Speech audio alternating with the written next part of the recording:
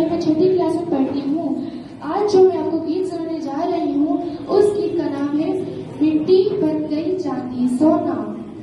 मिट्टी बन गई चांदी सोना, कांटे बन गए फूल, दुनिया में वो बरकत लेकर आए पाक रसूल।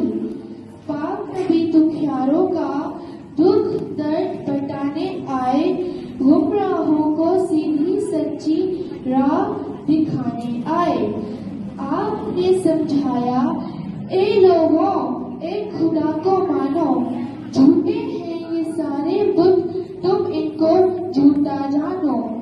लालच बुक्स अदावत छोड़ो, सब सच्चे बन जाओ, जो देखे तारीफ करे ऐसे अच्छे बन जाओ।